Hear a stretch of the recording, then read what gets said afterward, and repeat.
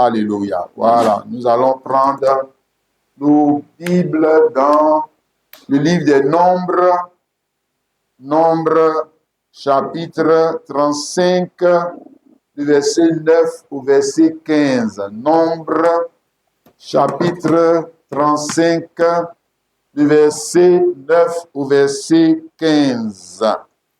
L'Éternel parla à Moïse et dit, parle aux enfants d'Israël et dis-leur, lorsque vous aurez passé le Jourdain, que vous serez entrés dans le pays de Canaan, vous vous établirez des villes qui soient pour vous des villes de refuge, où pourra s'enfuir le meurtrier qui aura tué quelqu'un involontairement. Ces villes vous serviront de refuge contre le vengeur du sang, afin que le meurtrier ne soit point mis à mort avant d'avoir comparu devant l'assemblée pour être jugé. Des villes que vous donnerez, 6 seront pour vous des villes de refuge. Vous donnerez 3 villes au-delà du Jourdain et vous donnerez 3 villes dans le pays de Canaan. Ce seront des villes de refuge. Ces villes de refuge serviront de refuge aux enfants d'Israël, à l'étranger et à celui qui demeure au milieu de vous. Là pourra s'enfuir tout homme qui aura tué quelqu'un involontairement. Amen. Il vous est salutaire d'exprimer la pensée que Christ a introduite dans son Église aujourd'hui.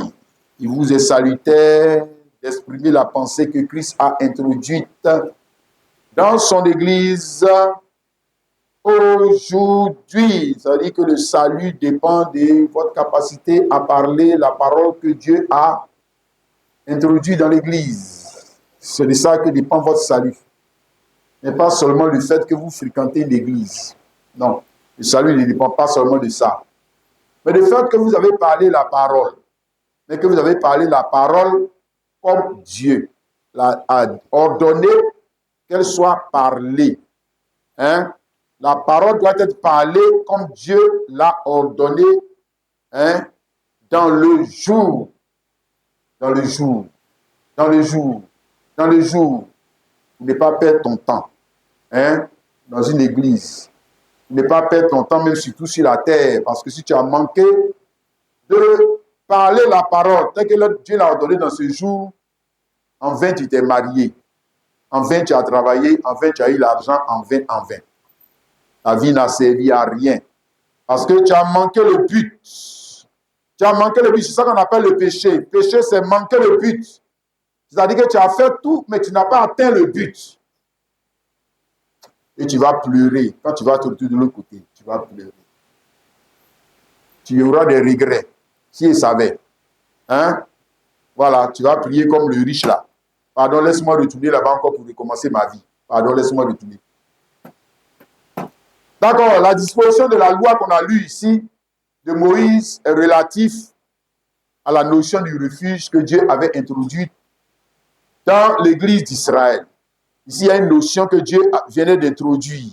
D'ailleurs, le peuple, les dit ici, verset 10, verset 9, l'Éternel parla à Moïse et dit, parle aux enfants d'Israël et dis-leur, lorsque vous aurez passé le Jourdain, que vous serez entrés dans le pays de Canaan. Donc, c'est quand ils rentrent dans le pays de Canaan, donc quand il les introduit dans le pays de Canaan, c'est là maintenant il va introduire encore dans l'église. Hein, parce que l'église est son épouse. Voilà. C'est comme ça aussi un homme fait. Il s'introduit dans sa femme. Pour faire quoi? Pour que l'enceinte, pour que cette femme-là puisse exprimer l'attribut, son attribut de père. Voilà. Donc, il doit s'introduire. L'idée est là. Hein? Il a introduit dans cette église une notion, ici c'est l'église d'Israël. Hein? Sa notion du refuge. Sa notion du refuge. Que l'église devait maintenant exprimer. Hein, c'est lui qui a mis l'idée. Lorsque vous serez passé le Jourdain, que vous serez dans le pays de Canaan, vous vous établirez des villes qui soient pour vous des villes de refuge. Donc il est en train d'introduire en eux une idée, son idée du refuge. Hein, où pourra s'enfuir le meurtrier qui aura tué quelqu'un involontairement. Hein, tu vois ça, non? Voilà. Donc, l'idée qu'il a introduit dans l'Église, hein, doit être exprimée, mais exprimée notamment par une personne. Il y a une personne qui doit exprimer cette idée. La personne qui doit exprimer cette idée, c'est celui qui est coupable d'homicide involontaire. C'est-à-dire qu'il a tué quelqu'un, mais c'est involontairement. Il est devenu meurtrier, mais involontairement. Donc, pour ce dernier-là, hein, c'est ça qu'il a dit encore, verset 12, serviront de refuge contre le vengeur du sang, afin que le meurtrier ne soit point mis à mort avant d'avoir comparu devant l'Assemblée pour être jugé. Donc, il y avait des villes de refuge civils qu'on avait choisies d'être les villes des Lévites, où celui qui a tué quelqu'un volontairement, au lieu de rester là à discuter pour dire que non, je vais pas faire exprès. Non, fuis, commence à courir, hein, pour aller te réfugier dans l'une de ces villes. Tu as vu, non? Ouais, donc, ça dit que c'est celui qui est coupable d'homicide involontaire là, c'est lui qui doit parler cette parole. Son salut dépend de quoi? Il n'y en a qu'à convaincre les gens là que ce n'est pas lui qui l'a tué. Non. Son salut dépend du fait qu'il doit parler la parole. Dieu a dit, quand ça va arriver comme ça là, mon frère, fuis. Et puis il va te réfugier dans une des villes de refuge. Pour ne pas que le vengeur du sang, c'est-à-dire que l'un des parents, il a le droit, s'il te rencontre, de te tuer. Parce que dans ce temps, n'oublie pas qu'on est dans la loi de Moïse, c'est un pour être dent pour dent. Ouais, c'est un pour être dent pour dent. On s'en fout si tu ne l'as pas tué exprès. Hein? Mais si tu l'as tué, si un de ses parents te rencontre, il a le droit de te tuer aussi. C'est pas c'est un pour être dent pour dent.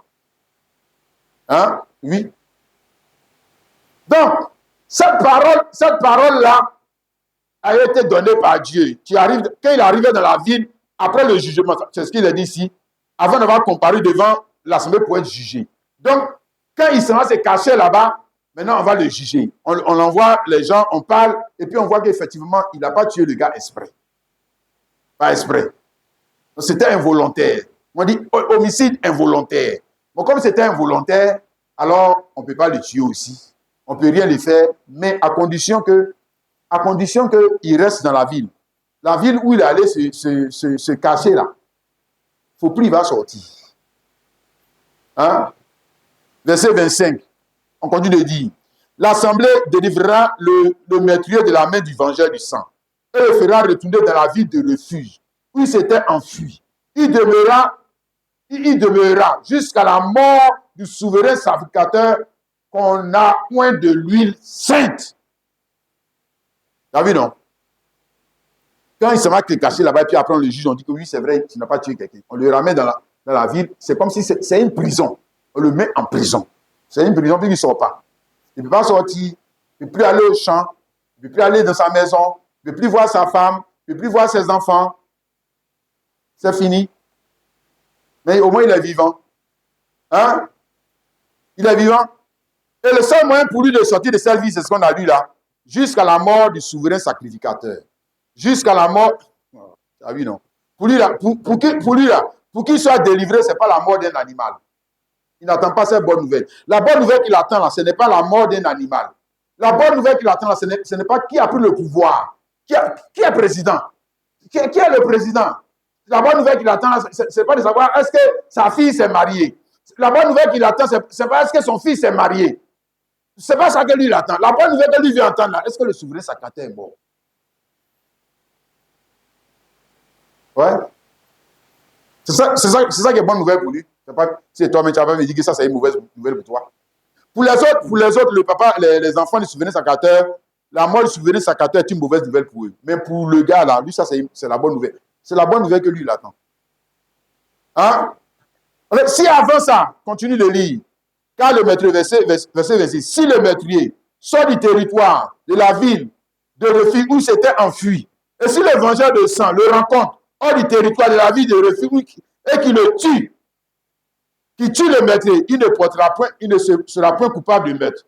Car le meurtrier doit demeurer dans sa vie de refuge jusqu'à la mort du souverain sacrificateur. Et après la mort du souverain sacrificateur, il pourra retourner dans sa propriété. Donc, avant la mort du souverain sacrificateur, je ne sais pas quel est le prétexte que toi tu veux inventer pour dire que je vais sortir un peu pour aller voir les gens qui sont des fêtes là-bas. On sait que tu es mort. On sait que tu es mort. Hein? C'est la mort du souverain sacrificateur qui annule la condamnation. Quelqu'un a compris, je dis Amen et Amen. Alléluia. Maintenant, regarde, je récapitule pour que tu puisses comprendre l'idée, pour que tu puisses comprendre l'idée qui est ici. L'idée qui est ici, c'est que ce monsieur, il est coupable d'homicide involontaire. C'est-à-dire, il s'est retrouvé dans une situation qui ne dépend pas de sa volonté. C'est ce que ça veut dire. Homicide involontaire, c'est-à-dire tuer quelqu'un involontairement. Involontaire, il y a le mot volonté. Donc, ce n'est pas sa volonté. Ce n'est pas sa volonté. Hein? Non, ce n'est pas sa volonté. Il ne s'est pas retrouvé dans cette situation de par sa volonté. On va dire mieux, de par sa faute. De par sa faute. Oui, c'est ça, homicide involontaire. Hein? Mais quand même, sa vie est menacée de mort. Mais quand même, sa vie est menacée de mort parce qu'involontairement, il a tué quelqu'un.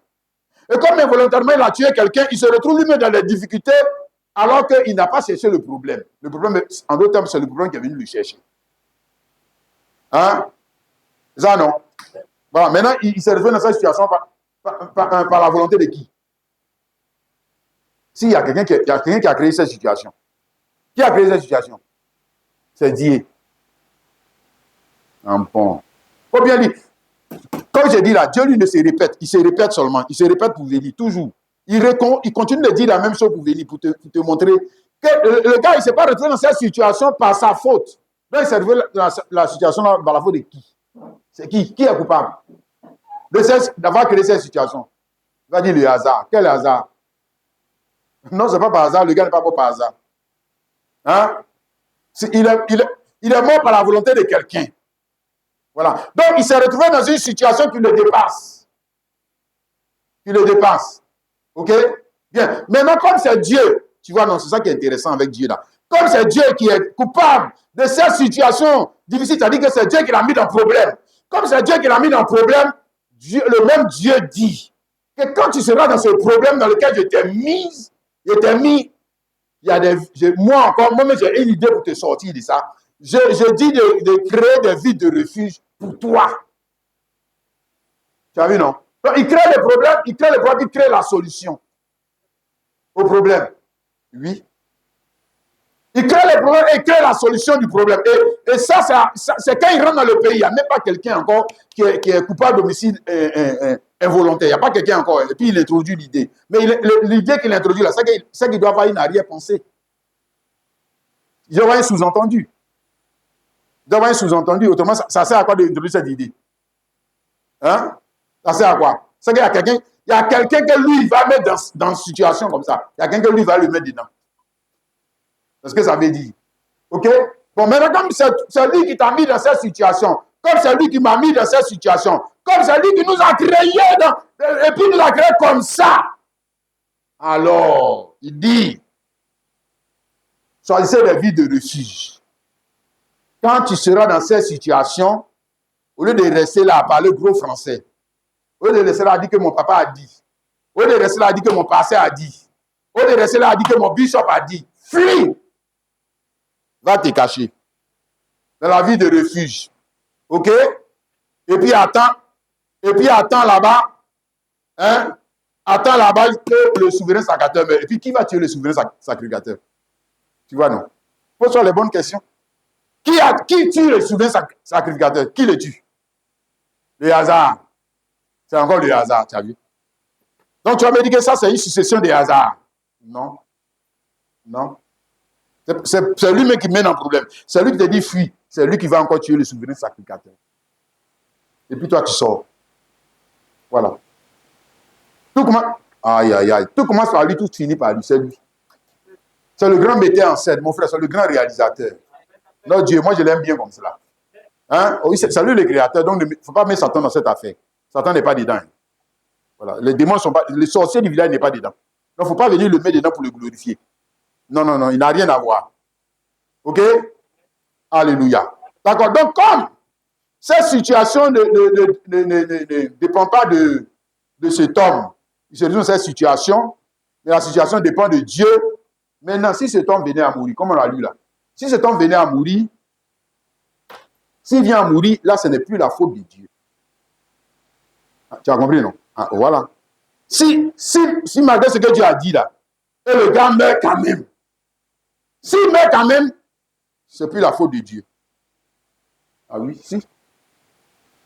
Ça qu'on a lu tout à l'heure, je lis ça pour toi, il dit, si le meurtrier sort du territoire, de la ville où c'était enfui, de la ville de refuge, où il s'était enfui, si le vengeur de sang le rencontre, hors du territoire de la ville de refuge, et qu'il tue le meurtrier, le vengeur de sang ne sera point coupable de meurtre. Et Dieu non plus. Et Dieu non plus. Non, non. Ça que pour Dieu est fini dedans. Dieu non plus. Dieu n'est pas coupable. Non, non, non. Il ne faut pas venir accuser Dieu maintenant. Si tu meurs dans ça, il ne faut pas accuser Dieu. Il faut t'accuser toi-même maintenant. Hein? Si. Pourquoi? Parce que la parole que tu veux parler pour être sauvé là, tu as refusé de la parler. Voilà. Sinon, il avait donné l'idée. Qui va exprimer l'idée? C'est toi. C'est le coupable. Hein? D'homicide involontaire qui doit exprimer l'idée. Donc, si le coupable d'homicide involontaire, un temps venait à mourir, il va accuser Dieu. Il dit que c'est Dieu qui a fait comme ça. Non, non, non, c'est plus Dieu. C'est plus Dieu. Il ne faut pas mentir. C'est plus Dieu. C'est plus Dieu. Hein? C'est toi-même. Pourquoi? Mais parce que tu as refusé d'exprimer l'idée que Dieu avait mis dans son pays, dans son église, pour ton salut. Tu as refusé. Tu as refusé de l'exprimer. Cette idée, l'idée de son salut, sa notion du salut. Et parce que tu as voulu introduire toi-même ta notion des choses dans l'affaire de Dieu. Voilà. Parce qu'ici, il s'agit de l'affaire de Dieu. C'est Dieu qui a créé cette affaire. Donc, restons toujours avec la notion de Dieu. Maintenant, quand tu veux mettre pour toi dedans, là, tu vas mourir. C'est que tu vas mourir. Hein? Tu as voulu introduire ta notion du refuge. Tu as voulu introduire ta notion de la justice. Tu as voulu introduire ta notion de l'intelligence.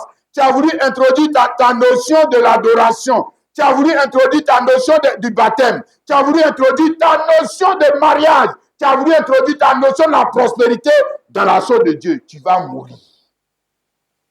Tu vas mourir. Et là, oh, tu vas aller devant quel tribunal pour envoyer Dieu pour le condamner.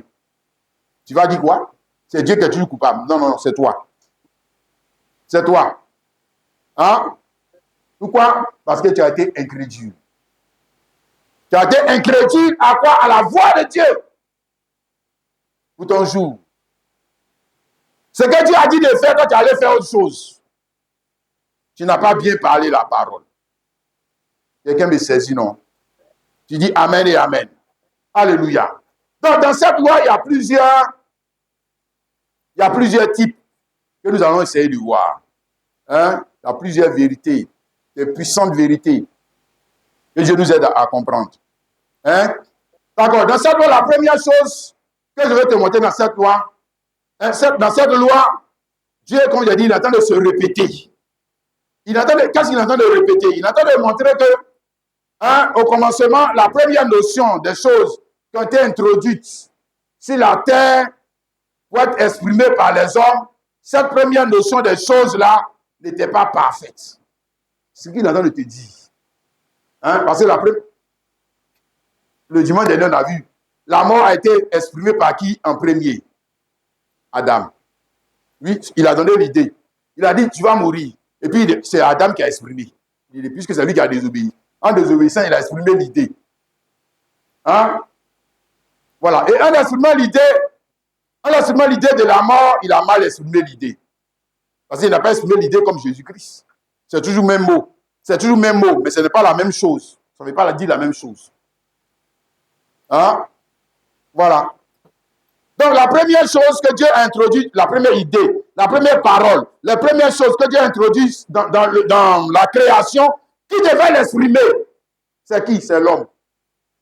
C'est l'homme. C'est ça qui est exactement 5 là. Ce n'est pas Dieu qui devait parler cette parole. C'est le coupable. C'est le coupable. Ce n'est pas Dieu. C'est le coupable. Donc, ça nous ramène au commencement. Au commencement, quand Dieu a fini de tout créer, qui devait parler la mort? Qui devait parler le mariage? Qui devait parler l'enfantement? C'est une notion que Dieu avait introduite dans sa création. Mais qui l'a parlé? C'était l'homme. Et quand il a parlé, il a bien parlé? Non, il a mal parlé. Et pourquoi il a mal parlé? Mais parce qu'il n'est pas l'idée, lui. Il n'est pas l'idée elle-même, donc il va mal parler. Voilà. Donc ça ne peut pas être correct. Ça ne peut pas être précis. Ça ne peut pas être précis. Ça ne peut pas être précis et correct. Non. Et ici même encore, nous sommes toujours dans la... C'est-à-dire que c'est la continuité. Je dis là, Dieu se répète. C'est la continuité, ça continue. Quand on arrive ici, Exode 35, quand il a dit, je vais introduire, je vais établir, qui a fait les villes? C'est lui qui a fait la ville? Non. C'est les hommes qui ont fait les villes. Donc, qui est en train d'exprimer l'idée? C'est les hommes qui sont en train d'exprimer l'idée. Qui sont en train d'exprimer son idée. Hein? Sa notion du salut, sa notion du refuge, sa notion du mariage. Si, il a une notion des choses. Donc, mais on te montre que ça a commencé par qui? L'homme.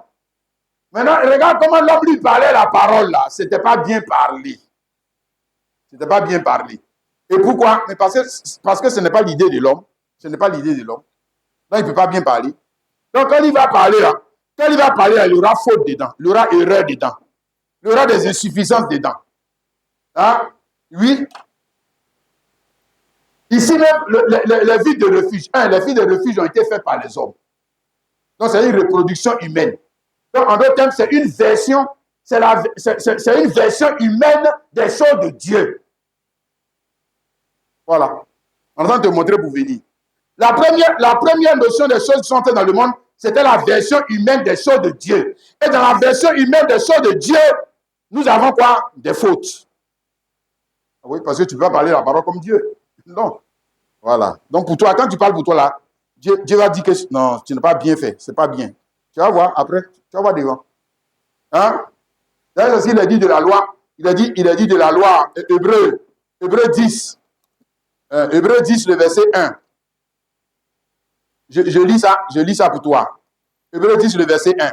En effet, la loi qui possède une ombre des biens à venir et non l'exacte représentation des choses ne peut jamais, par les mêmes sacrifices qu'on offre perpétuellement chaque année, amener les assistants à la perfection. Mais pourquoi le sacrifice de la loi ne peut pas emmener les assistants à la perfection? Mais parce que ces sacrifices, c'est la version humaine des sacrifices. Voilà. Donc, la première chose, c'est l'homme qui donne sa version. Donc, on va dire qu'il y a eu un fait. Et puis maintenant, qui le premier a donné sa version? C'est l'homme. Il a donné sa version des faits. Et quand il a donné sa version des faits, c'était pas trop ça. C'était pas ça. Ici, on t'a montré même la loi. Là-bas, on est toujours dans la loi. Exode 35, là, c'est la loi. On dit la loi possède une ombre. La loi possède une ombre des biens à venir et non l'exacte représentation. Donc, ce n'est pas exact. Ce n'est pas l'exacte représentation des choses. Donc, le refuge qu'ils ont fait, c'était quoi? Une représentation. Le refuge qu'ils ont fait, les villes, c'était une représentation. Mais ce n'était pas l'exacte représentation des choses. Le souverain sacrificateur même qui mourait là, il était une représentation. Il était une représentation. Mais il n'est pas l'exacte représentation des choses. Parce que le vrai souverain sacrificateur là, c'est lui qui a donné l'idée. C'est lui qui est le souverain sacrificateur. Le vrai refuge, c'est lui qui a donné l'idée. Parce qu'il devait d'abord avoir un refuge avant qu'il y ait l'idée d'un refuge. Il devait d'abord avoir un souverain sacrificateur avant qu'il y ait l'idée de souverain sacrificateur. C'est qu'il y en avait un qui existait. Voilà. C'est ça. C'est comme il a donné l'agneau. L'agneau, là, c'est qu'il devait avoir d'abord un agneau avant qu'il y ait un autre agneau qui ait une représentation. Oui. Hein? C'est ça? Donc, le premier type que je vais te montrer, c'est que quand il introduit cette loi, il est en train de nous montrer que nous sommes toujours dans la première notion des choses exprimées par l'homme. Et quand l'homme a exprimé sa version des refuges, sa version du salut, cette version-là, ce n'était pas la version précise et correcte. Pourquoi? Mais parce que c'est l'homme qui avait parlé. C'est l'homme qui a parlé, ce n'est pas Dieu. Ce n'est pas Dieu qui a parlé. Hein? Donc, c'était imprécis. Hein? Ce n'était pas correct. C'est ça? Donc, comme on a dit, les refuges, c'est une reproduction humaine. Sacrificateur, reproduction humaine. Hein?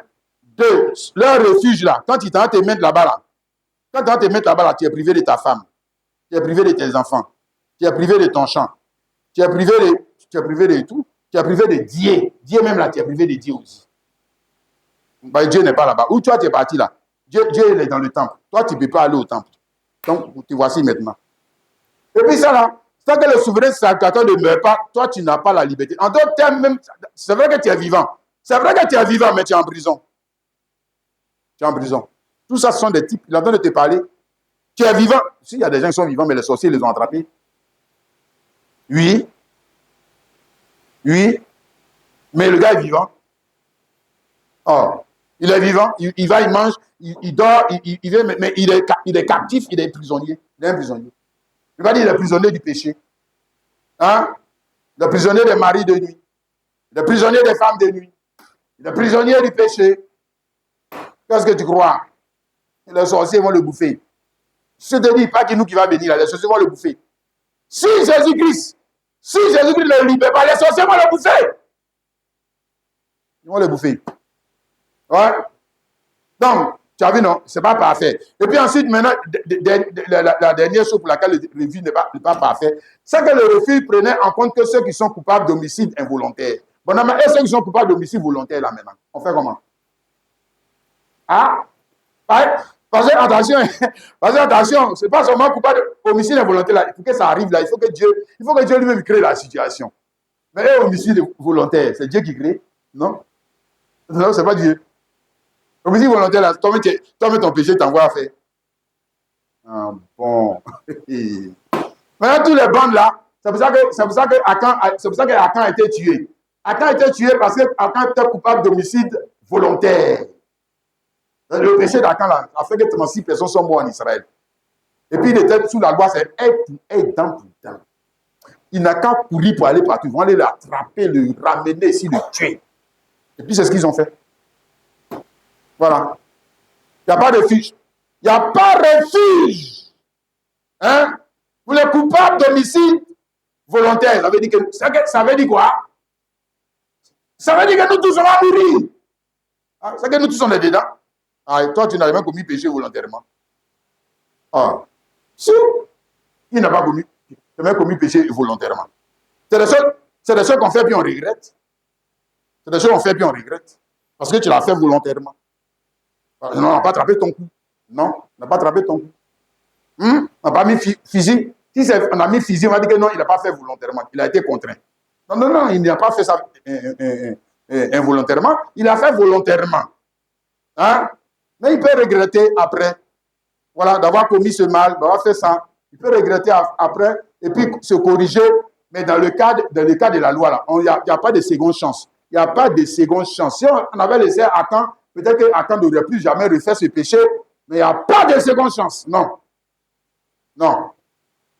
Non. Hein? Comme pour la femme subie un flagrant délit d'adultère, c'était volontaire. Mais pour elle, il y a eu une seconde chance. C'est vers pour elle là que nous, on s'en va. On entend les venir, le refuge. En bon. Hein? Le vrai, tu vois, c'est dangereux. Hein? C'est dangereux à faire de Dieu, là. Si, c'est très dangereux. Mais par contre, comme j'ai dit, il y a des types. Par contre, la loi qui est là, la loi qu'on a lue était un type. C'est-à-dire qu'il y avait une idée dedans. L'idée qui était dedans, ce n'est pas aller faire des refuges. Ce n'est pas ça l'idée qui était dedans. Ce n'est pas ça. Ou on pouvait dire, cette idée d'aller faire des refuges cachait l'idée principale. L'idée elle-même. Cachait l'idée elle-même. Ah. Donc, quand tu lis, il faut chercher l'idée même. Il faut chercher. Il ne faut pas dire qu'on a qu'à aller faire des vidéos. Ce n'est pas ça l'idée. Ce n'était pas ça l'idée. Non. Hein? Voilà. L'idée qui était dans cette loi, c'est ce que j'ai commencé à te dire au début là. C'est que quand Dieu a introduit la mort dans la création, c'est Dieu qui a introduit la mort. C'est ça qu'il avait dit ici. Le gars là, la mort est rentrée, mais il est rentré sans que ce soit sa volonté. C'était malgré lui. Mais la mort est rentrée. Et quand la mort est rentrée, lui s'est retrouvé menacé. Sa vie de devenir, sa vie est en danger. Et la mort maintenant va le contraindre à fuir pour aller se cacher. Voilà. Dieu est en train de te parler. Parce que si la mort n'est pas là, lui va aller dans les villes pour faire quoi? Il va aller faire quoi dans les villes là? Si la mort n'est pas sur sa tête, lui va aller fuir, il va fuir pour aller là-bas pour faire quoi? Il fuit pour aller au champ, il fuit pour aller dans le temple, il fuit pour aller partout, mais pas dans les villes, là. Il ne va pas là-bas. Donc il y a quelque chose qui va t'emmener là-bas. Et Dieu va te forcer. C'est-à-dire que Dieu va te forcer pour aller là-bas. Parce que si tu ne veux pas aller là-bas, c'est que tu vas mourir. Ta vie dépend de quelque chose, de ça. Hein? Le frère et la sœur. Donc il est en train de te montrer que quand, avec Adam et Ève, ils ont eu le dimanche dernier, il a introduit la mort dans la création. Ce n'était pas par la volonté d'Adam et Ève que la mort a été introduite dans la création. Ce n'était pas la volonté de Dieu. Adam et Ève n'avaient rien à voir là-dedans. Voilà. Donc, on revient dans cette affaire d'homicide involontaire. Donc, c'était involontairement qu'ils se sont retrouvés dans cette situation. Ce n'était pas de leur fait. Non. Il ne faut pas venir me dire ça. Ce n'est pas vrai. Ce n'était pas de leur fait. Ce n'est pas eux qui ont calculé. C'est-à-dire quand on va pécher, et puis Dieu va envoyer Jésus pour venir mourir. Comment ça? Donc, ils sont intelligents. Vous pensez comme ça? Non. Donc, il y avait quelqu'un qui était l'auteur de cette scène. C'est ça que je montre. Hein? Quand la mort est rentrée dans la création de Dieu, alors la vie de l'homme s'est retrouvé avec une menace sur sa vie. Voilà. Là, il y a une menace. Parce qu'avant la mort, il n'y avait pas de menace sur sa vie. Ok? Oui? Avant la loi, il n'y avait pas de menace sur sa vie. Avant le péché, il n'y avait pas de menace sur sa vie. Non, là, il partait partout, il mangeait les fruits, il vivait, comme on dit, bon, lui, il appelait sa belle vie. Maintenant, quand la mort est rentrée dans la création, maintenant, il y a un besoin qui est venu. Le besoin de faire quoi? De se cacher. Si il n'a pas pris les feuilles de figuier pour faire ceinture. Voilà. Il t'exprime. Dieu est en train de te parler. Si. Quand la mort est rentrée, là maintenant, l'homme a eu un besoin. Le besoin de se cacher. Le besoin de se cacher. Et Dieu a permis que la mort entre. C'était ça, l'objectif. C'est ça qu'on voit ici dans cette loi-là. L'objectif, c'est de contraindre ce monsieur à fuir pour aller se mettre dans la vie de refuge. L'objectif, c'est ça. C'est ça l'objectif. Mais quand la parole est bien parlée, l'objectif pour lequel la mort est rentrée, c'est pour te contraindre à fuir. Cette fois-ci, tu ne peux pas aller te cacher dans ta maison. Tu ne peux pas aller te cacher dans le temple. Tu ne peux pas aller te cacher derrière tes parents, derrière les fétiches de tes parents. Tu ne peux pas aller te cacher derrière ton mari. Non. Cette fois-ci, c'est pour aller se cacher en Dieu. Dieu lui-même est le refuge. Mais comment il va faire? Comment il va faire pour que tu puisses le prendre pour refuge? Hein? La valeur refuge, qui est plus grand que l'or, qui est plus grand que le diamant. Comment il va faire? Regarde sa sagesse, il a trouvé le plan. Je vais même la mort de ma création. Comme ça, quand la mort de ma création, mes enfants, ils seront contraints à fuir. Ça, c'est mes enfants. Les bandits, là, ils ne vont jamais fuir. Ils vont aller vers la mort, ils vont mourir. Ils vont mourir. Ici, les voyous, là, ils vont venir seulement à l'église. Oui, ce qu'ils veulent, c'est venir à l'église. Ce qu'ils veulent, c'est le mariage. Le mariage est un refuge pour eux. Le travail est aussi c'est un refuge. On ne va pas les mentir, c'est un refuge. C'est un refuge. Mais ce n'est pas la raison pour laquelle Dieu envoie la mort de la création. Ce n'est pas pour que tu te maries. Ce n'est pas pour que tu t'enrichisses et puis tu es caché. Ce n'est pas ça. C'est pas ça. Parce que la pauvreté est là. La misère est là. Tout ça, ce sont des attributs de la mort. Ce sont des attributs de la mort. Il doit faire quoi? Il doit faire quoi dans la sagesse de Dieu? Contraindre l'homme à faire quoi? Fuir. Pour aller où? Pour aller où maintenant? Il dit non, qu'il va aller aux États-Unis. Comme ça, là-bas, ici, caché. La mort, il y a un cimetière là-bas. Oh, tu es mort dans les films. Tu crois que lui n'a pas réfléchi à sa chose avant de te donner. Là, tu vas le tromper, Dieu. Oh, toi, tu es trop petit. Hein? Tu es trop petit. Regarde, Ésaïe chapitre 8, le verset 13. C'est l'Éternel des armées que vous devez sanctifier. C'est lui que vous devez craindre et redouter. Et il sera un sanctuaire. Voilà, c'est ça que nous sommes en train de parler. Un rocher de scandale pour les deux maisons d'Israël. Un filet, un piège pour les habitants de Jérusalem. Plusieurs trébucheront, ils tomberont, ils se briseront, ils seront enlacés et pris, c'est-à-dire ils vont mourir. Et pourquoi ils vont mourir? Parce que ce sont des incrédules. C'est des incrédules. Ils vont mourir. Hein? Enveloppe cet oracle et cette révélation parmi mes disciples. Mes disciples. Mes disciples, c'est-à-dire adjectif possessif ou mes enfants, et ils vont prendre qui pour refuge. Dis en haut. L'Éternel de l'armée sera un sanctuaire, c'est refuge. Sanctuaire, c'est refuge. Je serai moi-même le sanctuaire. C'est-à-dire le temple, le refuge, la banque. Hein? Oui, c'est lui-même. Maintenant, comment il va faire? Comment il va faire pour être là? Puisque ce n'est pas lui qui a donné l'idée. Ce n'est pas lui qui a donné l'idée de vie de refuge. Hein? C'est qu'il doit avoir une vie de refuge avant que lui lui donne l'idée. C'est qu'il doit avoir une vie de refuge. Hein? Mon frère, mais la vie de refuge, c'est qui? C'est Dieu lui-même. C'est Dieu lui-même. Voilà, ou la nature divine, c'est lui-même. Donc, maintenant, quand il donne l'idée, il dit, vous parlez l'idée. Maintenant, comme eux, ce sont des hommes, ils peuvent donner leur version de faire. Et maintenant, ils sont maintenant faire des maisons, ils font des maisons. Voilà. Mais ils sont quand même en train d'exprimer l'idée à leur manière. À leur manière. Voilà, maintenant, quand son esprit va venir en toi, son esprit qui a donné l'idée, là, lui va te donner, va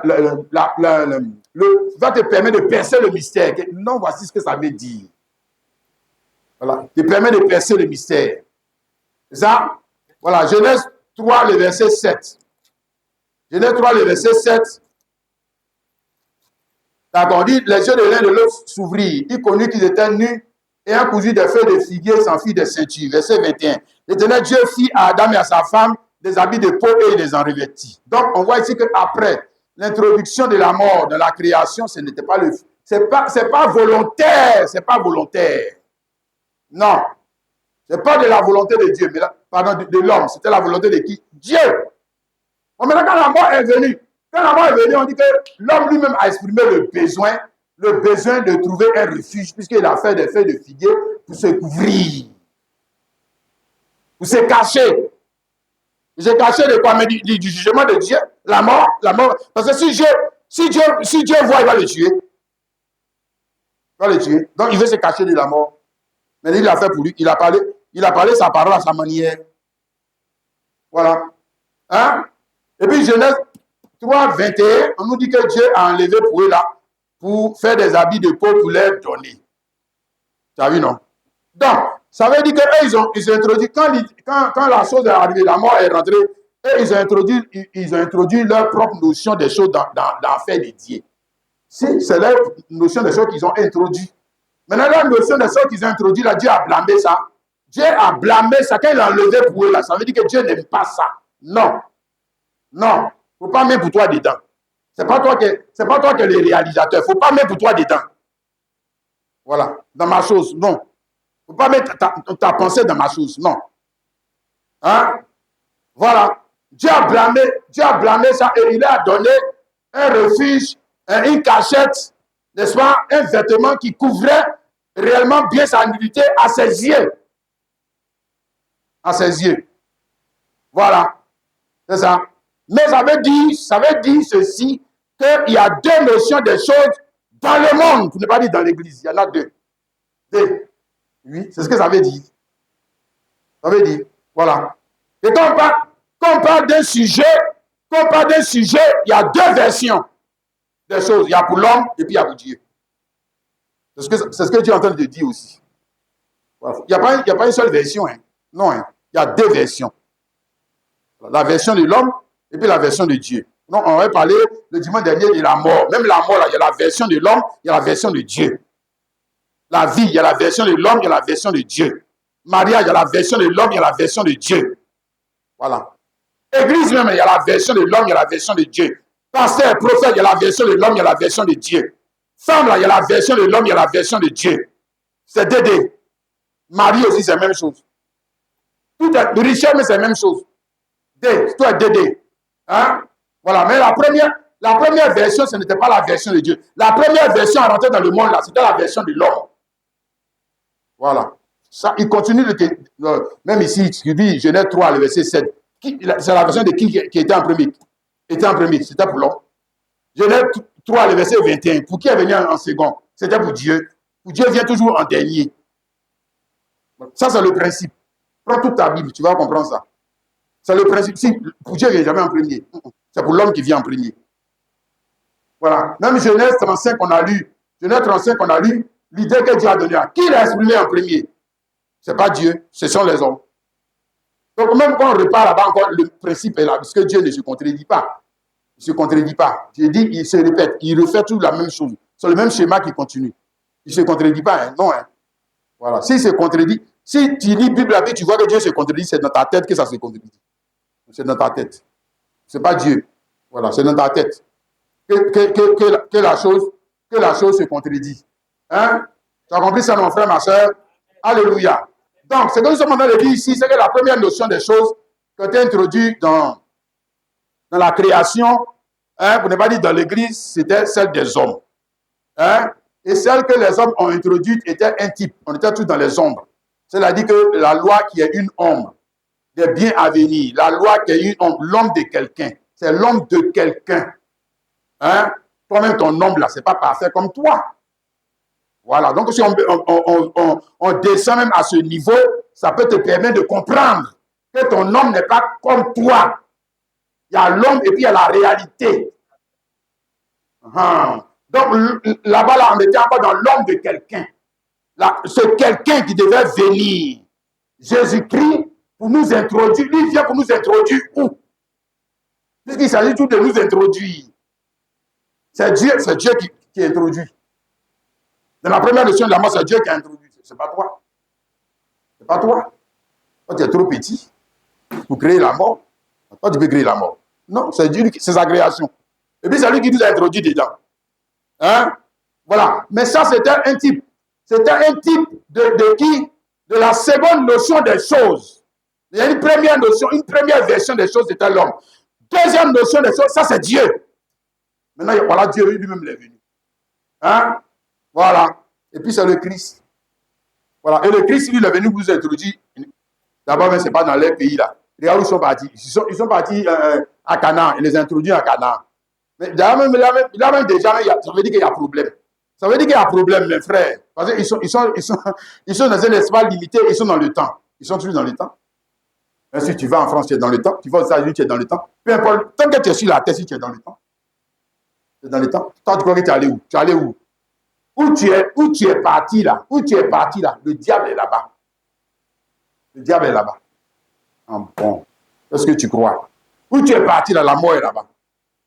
Voilà. Je ne peux pas dire que moi, je suis parti aux États-Unis, je suis parti sur la Lune. La mort aussi est là-bas.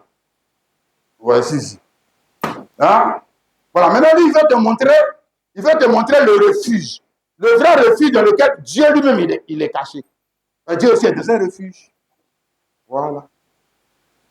Dieu aussi est dans un pays. Et qui va nous introduire là-bas? Qui est garçon pour nous introduire là-bas? Qui peut? Les prières de qui va nous introduire là-bas? Voilà. Donc il faut que Dieu lui-même soit manifesté en chair. Hein? Comme j'ai dit, une idée, tant qu'elle n'est pas tangible, elle n'a aucune utilité. L'idée doit être tangible. Donc la parole doit être faite chair. Autrement, si la parole n'est pas faite chair, elle est seulement une idée, ça ne te sert à rien. Ok? Maintenant, quand la parole est faite chair, alors elle peut nous introduire. La parole elle-même va nous, l'idée elle-même va nous introduire. Hein? Dans le véritable pays, dans la véritable notion des choses, dans la véritable adoration, dans la véritable vie, dans le véritable souverain sacrificateur, dans le véritable mariage, dans la véritable prospérité, dans les véritables choses. L'idée elle-même, elle va nous introduire dans ce qui est véritable. L'idée elle-même. Matthieu 11, le verset 28. Venez à moi, vous tous êtes fatigués, chargés, et je vous donnerai le repos. Ce n'est pas après ta mort. Il n'a pas dit le repos après ta mort. Normalement, on dit quoi? Le gars, il est parti au repos. Et son âme repose en paix parce qu'il est mort. Oh, qui t'a dit ça? C'est pas vrai. Hein? Voilà. Jésus ne parle pas du repos après la mort. Ça, c'est la religion. Ça, c'est la religion, la mamaille. Parce que le gars dit qu'il est parti dans le repos après sa mort. Après, tu l'as vu. C'est ça, tu l'as vu. Voilà. Un Dieu qui promet le repos après la mort n'est pas crédible. Il n'est pas sérieux. Il n'est pas sérieux. Hein? Si, il n'est pas sérieux. C'est un mamailleur. Il veut te tromper. Hein? Si. Jésus dit, venez à moi, vous êtes fatigués, chargés. Et je vous donnerai le repos. Et puis, ce n'est pas le repos temporel. Hein? Voilà, quand ils sont introduits, quand Moïse, pardon, Josué les a pris pour les introduire dans le pays, parce que celui qui les a fait entrer dans le pays, là, c'était Josué. Hein? Et il a dit ici que Josué ne les a pas fait rentrer dans le repos. Le repos que Josué a dit ici, là, ce n'est pas dans le même repos, hein, c'est le même mot, hein, repos. Mais ça ne veut pas dire la même chose. Hein. Bible, là, il faut bien comprendre. Hein. Ce n'est pas parce qu'on utilise le même mot qu'on est en train de dire la même chose. Hein. Non, hein. Voilà. Hein? Hébreu chapitre 4, le verset 8. Car si Josué leur il donnait le repos, il ne parlait pas après cela d'un jour. Donc il y a un repos de sabbat réservé au peuple de Dieu. Celui qui est dans le repos de Dieu, c'est le repos de ses œuvres, comme Dieu s'est reposé des siennes. Efforçons-nous donc d'entrer dans ce repos, afin que personne ne tombe en donnant le même exemple de désobéissance, d'incrédulité. Mais incrédulité, cette fois-ci, c'est incrédulité à qui? Mais incrédulité à Jésus-Christ. Là, il est incrédule. Il ne croit pas en ça. Voilà, mais pourtant, il est dans la vie de refuge. Il est dans la vie de refuge, de refuge là. Maintenant, le vrai son arrive, il dit, hé, sors de là-bas, fille. Vous pouvez dire, t'es caché, il dit que quitte là-bas. Dieu a dit que nos cas, c'est caché dans la ville là, ouais. Il faut rester là-bas. Reste là-bas. Voilà. Oh. Perdu dans les films, quoi. Ah? Voilà, donc ici, Hébreu 4, 8, la part du repos dont Jésus a parlé. Ça, c'est le repos. Et Hébreu 4, 8, parle du repos dont il est question dans le livre de la Genèse, Genèse 7. Quand Dieu a fini de créer, Dieu est rentré dans le repos. C'était un repos sabbatique, un repos prophétique. Hein? Repos, ça veut dire qu'il est rentré dans le refuge. C'est ce que ça veut dire. Dieu est rentré dans le refuge. OK? Maintenant, quand cette parole, là-bas, là, c'était une prophétie. Quand cette parole rentre dans sous son vrai visage, c'est Dieu en Christ. Voilà, voilà le repos. Voilà ça. Voilà, voilà pourquoi je dis venez. Venez à moi. Je vais vous faire entrer dans le repos, mais le repos dans lequel Dieu lui-même est rentré. C'est de ça lui parle. Il ne veut pas donner au refuge. Alors ici, la terre ici, le temple, c'est le refuge de Dieu. Si la terre ici, où est le refuge de Dieu? Dieu est caché où? Dieu est en qui? Voilà. Ce qu'il est en train de te dire. S'il dit aux gens, venez à moi, je vais vous donner le repos, il parle de quoi? Il parle de Dieu. Il parle de Dieu. De l'idée elle-même. Voilà le repos. Hein? Il est en Christ. Ou en d'autres termes, je vais vous donner, ça veut dire je vais vous introduire. C'est ce que ça veut dire, je vais vous introduire. Hein? Je vais vous introduire là où la loi de Moïse ne peut pas vous introduire. Là où l'argent ne peut pas vous introduire. Là où votre mariage, votre instruction ne peut pas vous introduire. C'est où? Mais c'est au ciel. Alors que tu es encore sur terre. Il dit repos. Alors que toi, tu es encore sur terre, tu n'es pas mort. Tu es sur terre, puis il ne parle pas de repos. Donc ça veut dire que tu es où? Tu es dans une autre dimension de la vie, mais tu es où? Tu es en Dieu. Tu es dans la vie éternelle. Oui, c'est de ça qu'il est en train de parler. Il ne parle pas du repos du travailleur, du repos d'avant du 7e jour là. Et le repos, c'est un repos sabbatique. Le repos du samedi. Ce n'est pas de ça que Jésus parle. Non. Il parle du repos éternel. Donc l'homme là, il est rentré dans le repos éternel alors qu'il n'est pas encore mort. Alors qu'il n'est pas encore mort.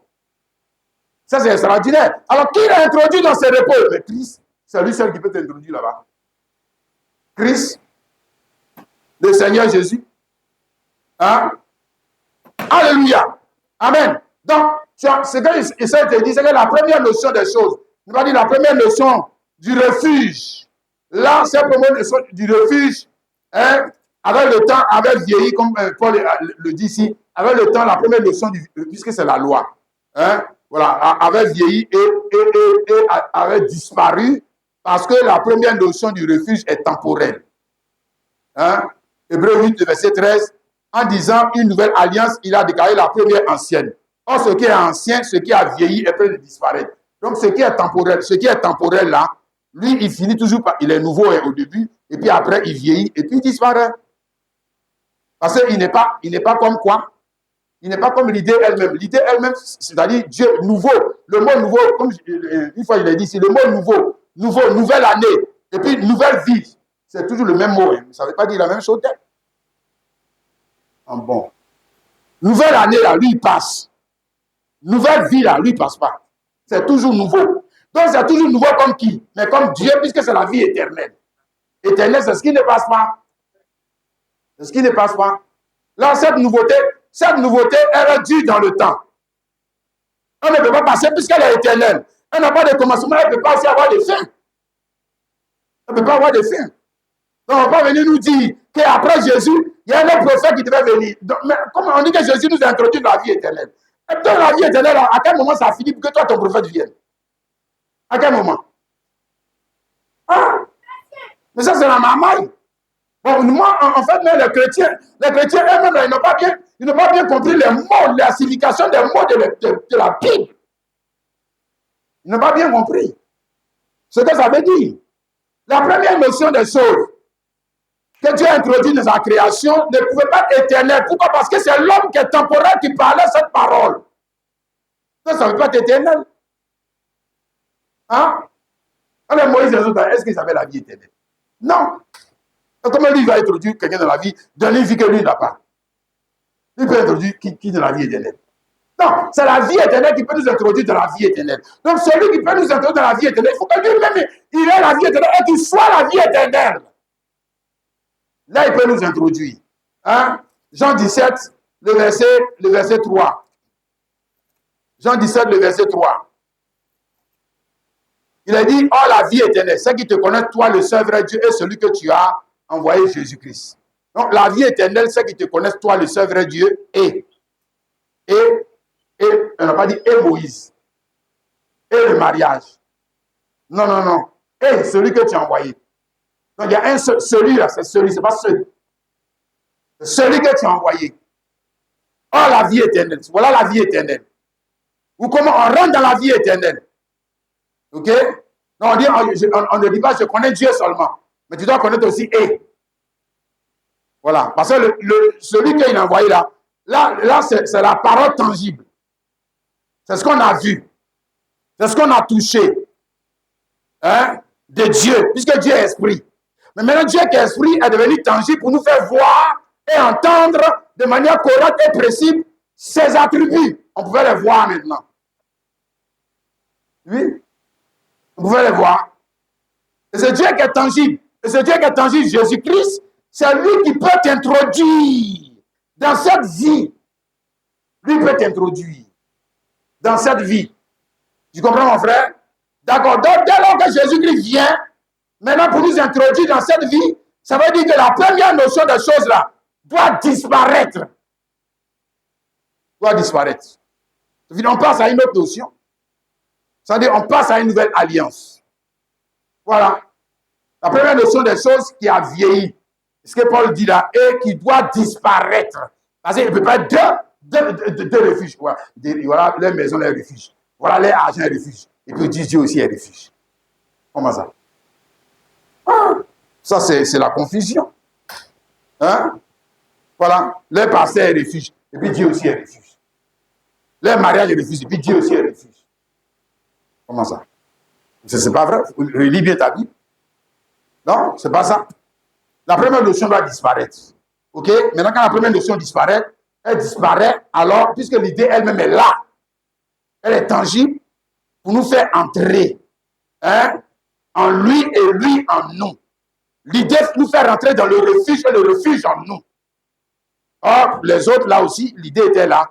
Parce qu'ils rentraient dans le pays, deux, ils rentraient dans le refuge. Donc, ils rentraient dans le refuge et le refuge en eux.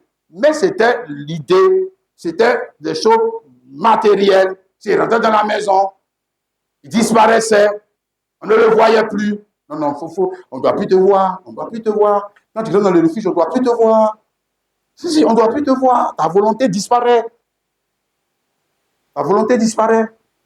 Mais ça, c'était, on va dire quoi? C'était sur le plan physique, puisque quand le souverain sacrificateur mourait, il sort encore, il le voici encore, il sort, il vient encore avec ses comportements de sauvage là encore, il est venu.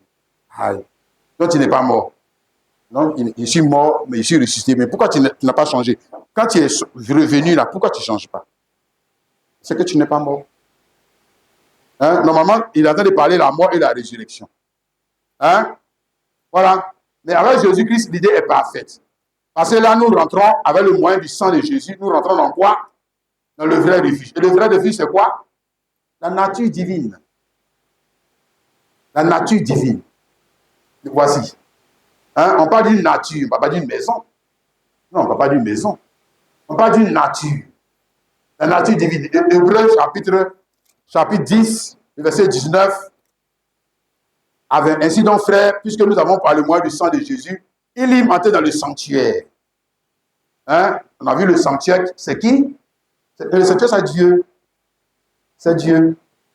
Nous, notre sanctuaire, ce n'est pas ça. Ce n'est pas ça notre sanctuaire. Non. Le sanctuaire, c'est Dieu. Voilà. C'est ça que la parole bien parlée. Puisque le sanctuaire, c'est Dieu ou la vie éternelle, ça veut dire que où tu es assis là, tu es dans le refuge.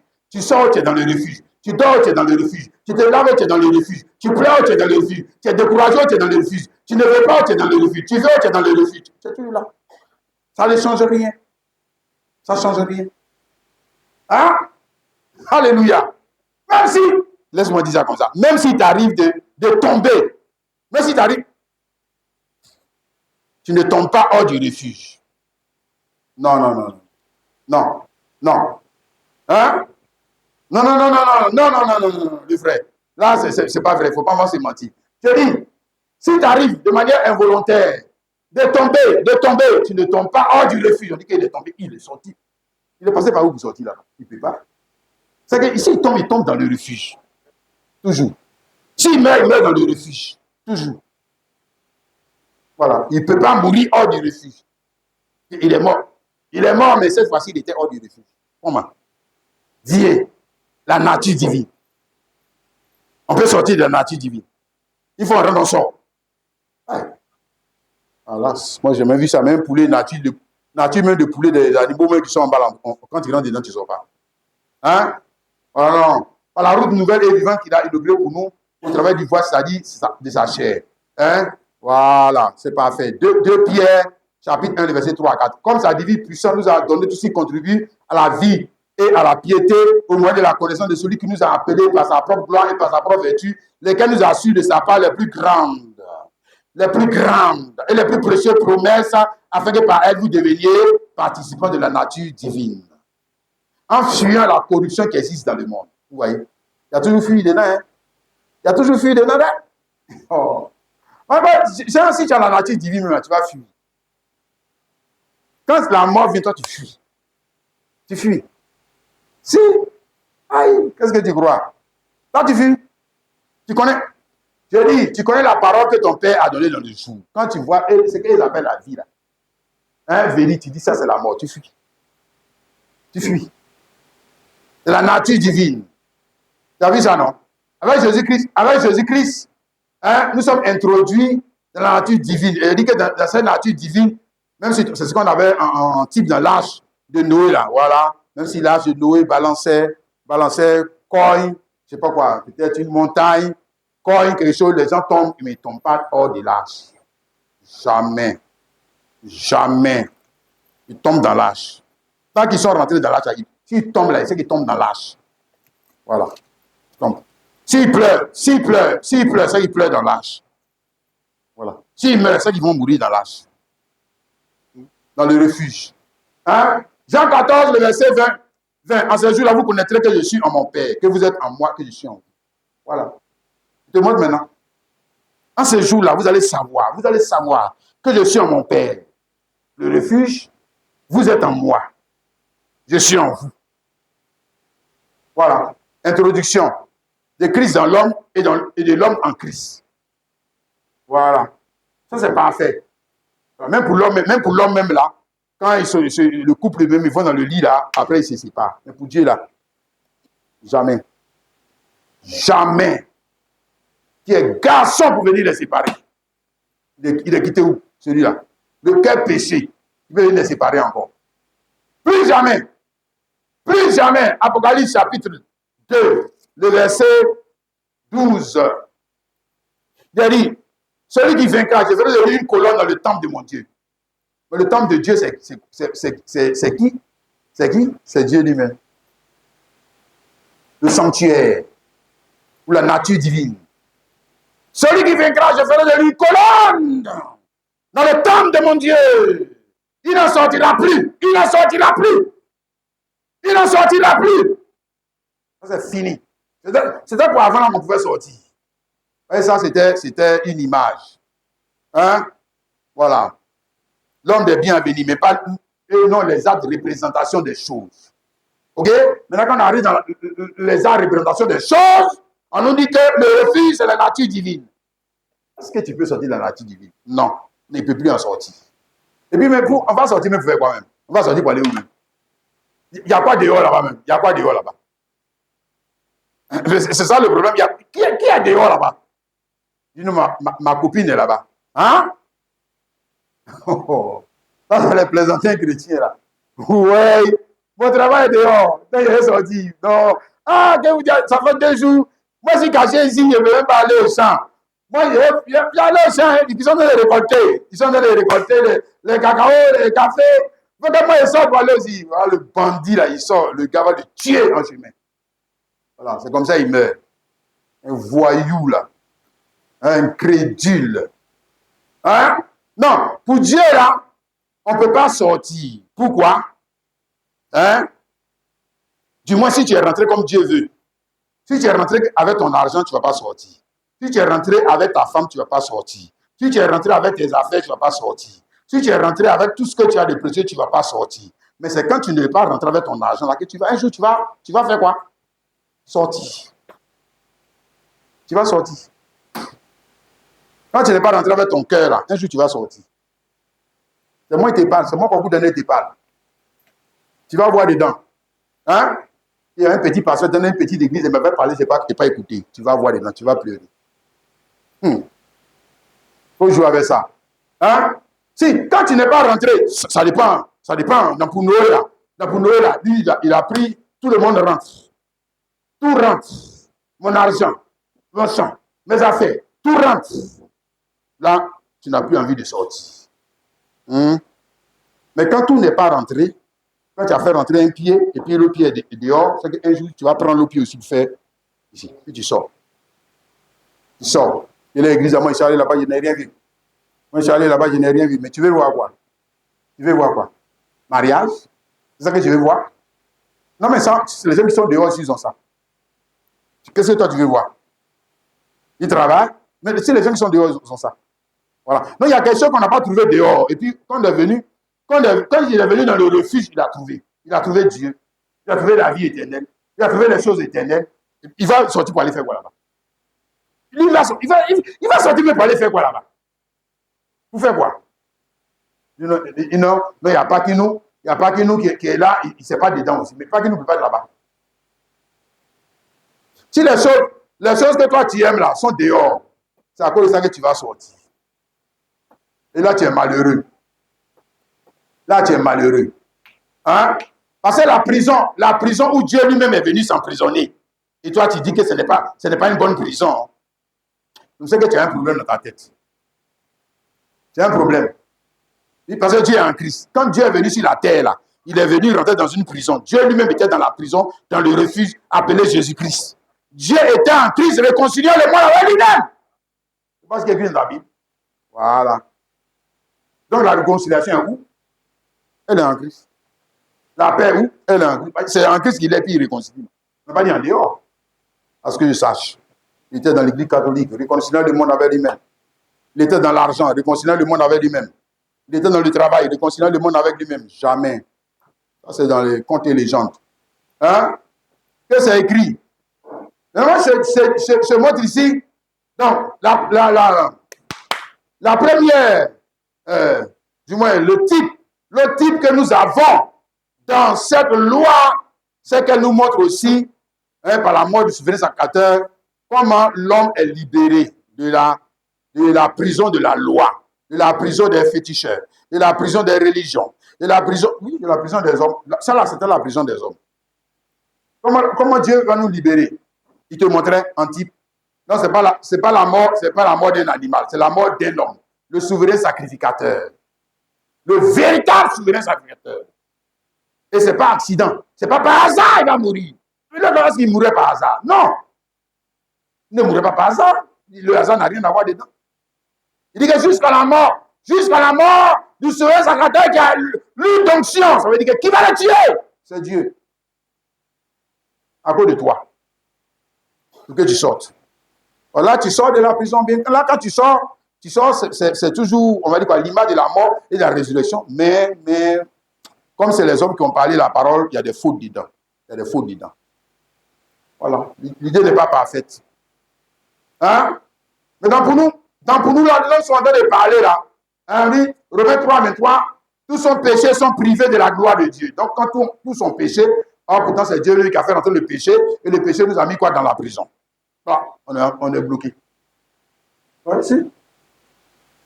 On est bloqué dans la prison. Mais par le moyen du sacrifice de Jésus, c'était là l'idée. Donc, il avait fait ça parce qu'il avait une idée. Il avait fait ça parce qu'il avait un plan. Il avait fait ça parce que lui, il allait s'introduire dans l'agneau. Dans le vrai agneau. Le vrai souverain sacrificateur. Et il n'est pas mort par hasard. Il n'est pas mort par chance. Il n'est pas mort par accident. Il est mort parce qu'il doit libérer ses enfants de la prison. Il doit les faire sortir de la prison. Maintenant, tu vois, non, c'est ça qui devient intéressant. Quand il les fait sortir de la prison, et puis il a dit, allez où vous voulez, fuyez, allez où vous voulez. Non. S'il les fait sortir de la prison, là, c'est qu'il les envoie dans une autre prison. En lui-même maintenant. Voilà. Il va les sécuriser. C'est ça, non? Si. Cette fois-ci, il va les sécuriser. Il les introduit dans le ciel même. Il les introduit parce que c'est le seul lieu où la rouille, où la taille, où les voleurs ne peuvent pas aller. C'est le seul lieu. C'est le seul lieu. Aïe, aïe, aïe. Il les introduit dans le ciel. Dans le ciel même.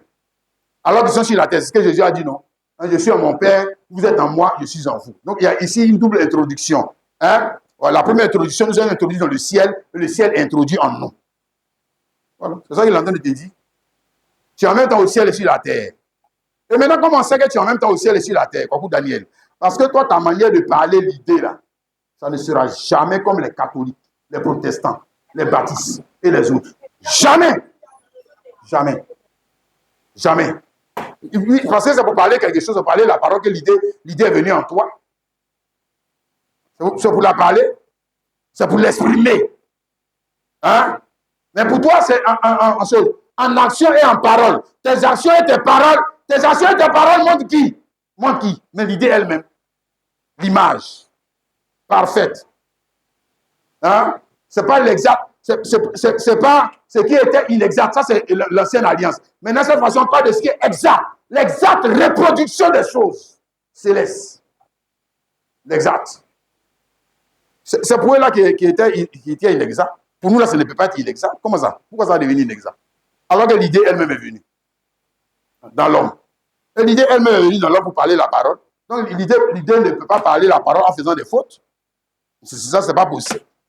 Donc, l'idée doit parler la parole. L'idée doit parler la parole de manière correcte et précise. Or, l'idée parle la parole de manière correcte et précise par qui? Mais par l'homme ou la femme que l'idée elle-même a introduit dans l'idée. Il t'a introduit dans l'idée. Il t'a introduit, c'est-à-dire il t'a introduit dans quelque chose, pour qu'on puisse voir au travers de toi cette chose. C'est ça. Hein? Tu vois? Bon, prenons ici. 2 Corinthiens chapitre 4. Hein? Il y a tellement de passages, mais je prends juste le plus important. Si notre évangile est voilé, il est voilé pour qui? Pour ceux qui périssent. Non. C'est pas que tu prêches mal. Non. Il faut enlever ça dans ta tête. Serviteur de Dieu. Il faut enlever ça dans ta tête. Non, c'est parce qu'on prêche mal. Non, lui là, c'est un enfant du diable. Tu peux faire quoi? Tu as beau la vie, tu peux faire quoi? L'évangile est voilé pour celui qui périt. Donc, celui pour qui l'évangile est voilé, il n'a qu'à se poser des questions. Lui-même n'a qu'à se poser des questions. Je sais qui? Et puis l'évangile est encore voilé. Hein? Non, normalement, l'évangile est dévoilé. Hein? Lui, il est dévoilé à ses enfants et par ses enfants. C'est ça que nous sommes en train de lire là. L'évangile est dévoilé. L'évangile, on ne peut pas dire que Dieu est dévoilé par qui? Dieu est dévoilé par l'homme. Oui. Dieu est dévoilé à l'homme et par l'homme. Dieu est dévoilé avant, Dieu n'était pas dévoilé. Les enfants d'Israël, Dieu n'était pas dévoilé. C'est pour ça qu'il parlait l'idée de cette manière. Parce qu'ils ne connaissaient pas le mystère qui était caché derrière l'idée. Ils ne la connaissaient pas. OK? Bon, maintenant, mais nous sommes censés la connaître. Parce que l'idée elle-même nous a introduit dans le mystère de sa volonté. Hein? De la connaissance de Jésus-Christ, hein? Parfaitement exprimée. Donc, il est volé pour les incrédules. Pour les incrédules, dont le Dieu de ce siècle a aveuglé l'intelligence, afin qu'ils ne puissent pas briller la splendeur de l'évangile, de la gloire de Christ qui est l'image de Dieu. Nous ne nous prêchons pas nous-mêmes. C'est Jésus-Christ, le Seigneur que nous prêchons. Et nous disons vos serviteurs à cause de Jésus. Car Dieu qui a dit, la lumière brilla du sein des ténèbres, a fait briller la lumière dans nos cœurs pour faire resplendir la connaissance de la gloire de Dieu sur la face de Christ. Quand c'est écrit sur la face de Christ. Et puis toi, tu dis que non, pas de Jésus-Christ. Mais Christ, ça c'est qui? C'est pas toi. C'est pas toi. Puisqu'il a commencé par dire, si notre évangile est voilé. Hein? Donc il parle de qui? Christ, ça c'est qui? Voilà, la face de Christ. Ça dit que la face de Christ, Christ a 4 faces. Hein? Voilà, le lion, le veau, l'homme et puis l'aigle. Donc la face de Christ dans le jour. Mais on va voir la face de Christ dans le jour par qui? Par qui? Par son église. Mais par son serviteur en qui Christ est introduit. Tu vas voir. Hein? Dans ton jour, tu vas l'entendre. Dans ton jour, tu vas le voir. Hein? C'est-à-dire que la connaissance, je lis ça pour toi, dit, la connaissance de la gloire de Dieu. D'abord, je vais lire tout le verset. Car Dieu qui a dit la lumière brilla du sein des ténèbres a fait briller la lumière dans nos cœurs. A fait briller la lumière dans nos cœurs pour faire resplendir la connaissance de la gloire de Dieu sur la face de Christ. Mais la lumière brille dans nos cœurs. Donc Christ, ça c'est qui? Christ, ça c'est l'homme en qui la lumière brille. C'est lui. Voilà. Maintenant, par cet homme-là, on aura la connaissance. Ah, le mot connaissance, tu vois, c'est ça le problème. Le mot connaissance qui est ici, là, c'est pas le même mot connaissance qui est de l'autre côté où ils ont eu la connaissance. Ils sont allés faire des maisons, ils ont dit refuge. C'est aussi connaissance. C'est aussi connaissance. Mais ce n'est pas la même chose. Parce que ici, on parle de quoi? Image de Dieu. Image de Dieu. Image, c'est ce qui rend visible l'invisible. Donc, l'invisible est devenu visible. L'invisible est devenu visible par le moyen de qui? Mais celui en qui brille la lumière. Voilà. Hein? Dans ce temps où cette femme va faire connaître de manière précise et correcte la connaissance de Dieu dans le jour. La connaissance de Dieu dans le jour. C'est ça. Hein? C'est ça qui est parfait.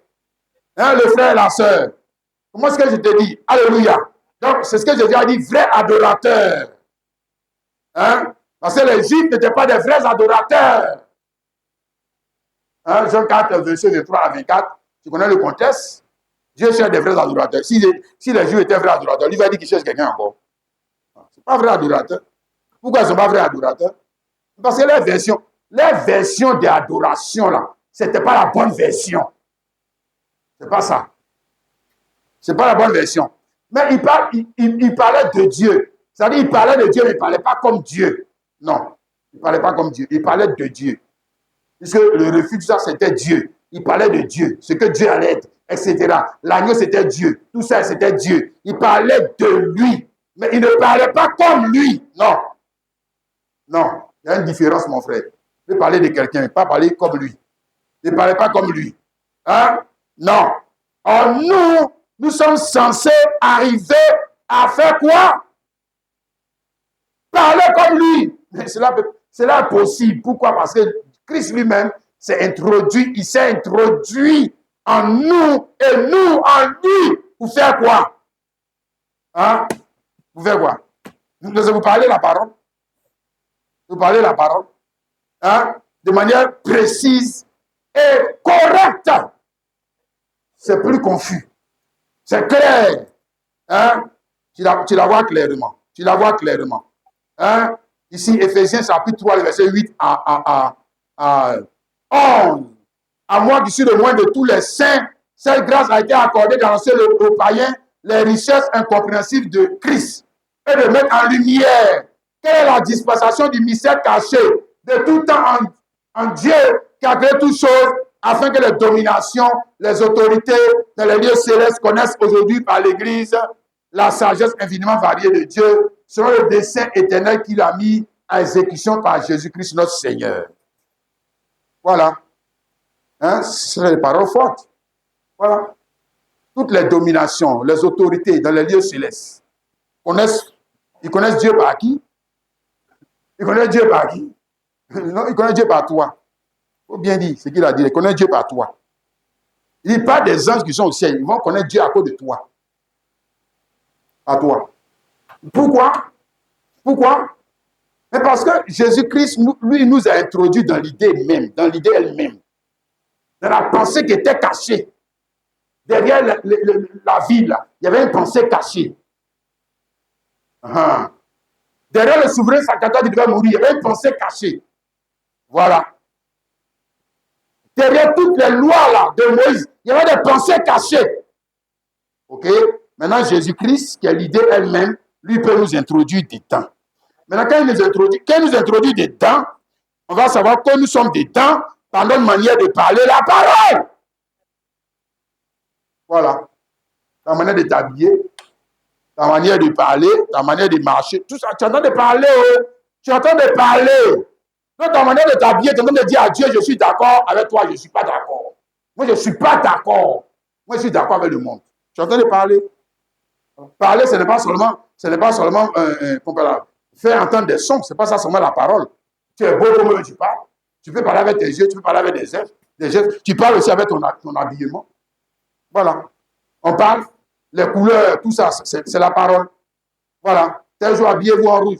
Tel jour, habillez-vous en noir. Tel jour, portez des pantalons. Tel jour, portez des choses comme pas noir. Ah, qu'est-ce qui se passe? Je suis en deuil. Ah oui, quand on a vu ton habit, on sait que tu es en deuil. Tu as parlé. Si tu as parlé, et tu n'es pas obligé de mettre un tampon. Là, je suis en deuil, mais quand on voit l'habit, on sait. On sait. Tu as parlé. Maintenant aussi, de la même manière, quand tu as apporté les habits coucou des enfants là, comme une petite fille là, tu es en train de parler, tu es en train de dire à Dieu que tu n'es pas d'accord. C'est moi qui te dis. Faut te mentir.